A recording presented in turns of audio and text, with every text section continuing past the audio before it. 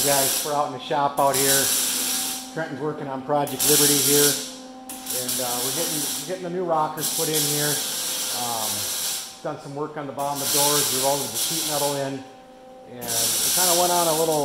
We stalled out on it a little bit. We had other things going on, and he's actually been painting all the moldings and stuff here. They used to be a real light gray, and they were kind of faded out over the years, so we actually painted up all the moldings, and I like it. I like the black instead of the old shitty looking gray, you know, so it looks a lot better now with the black on there.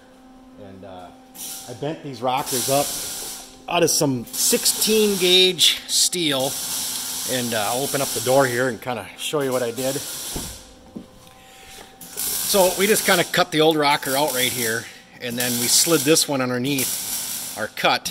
But I just kind of made up a cardboard template one night with some measurements here and just kind of bent it out and down and around, and we'll end up screwing it right to this pinch weld seam down here. We'll just screw it into there, and like I said, this ain't going to be no show vehicle. All we're trying to do is put together a cabin rig for up at the cabin, and you know, so we can go out and do a little hunting with it, and deer hunting, grouse hunting, or whatever. So, but the rockers were completely shot. But listen to those things now.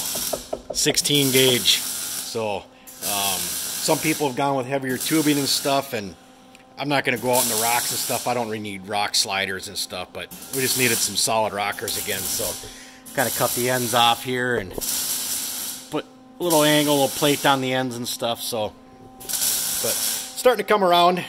Trenton's been trying his work at some body work here, and got a little bit more work to do there, and a little bit more sanding, and he'll figure it out though. Like I said, I've been kind of standing back and kind of letting him do his deal on this one here. So good rig for him to practice on. So I think we're going to put a little lift in it yet. I'm still trying to decide how much of a lift. I don't want to do a lot. I like the lower setting of it, and I like the ride of the stock suspension. So I'm really torn on what I'm even going to do there. I'm at least going to put the pucks in the front to level it off, because they always kind of had a little nosedive thing going. So at minimum, I'm going to do that, but I might do a little bit more because it needs rear shocks anyway. So I'm sticking like a 2.5 inch lift, because you can get new rear springs, new rear shocks, and then the pucks for the front. So kind of leaning towards that and just running a little bit taller tire than stock. So, but Trenton's going to keep plugging away on these rockers here. He's just kind of zapping along there, and we'll just kind of grind that down, and it's probably not even going to get bonded. Like it gets hidden behind the door anyway. So we're not going for a show rig here, but some more look at the all this paint work he did. He used the Plasti Dip.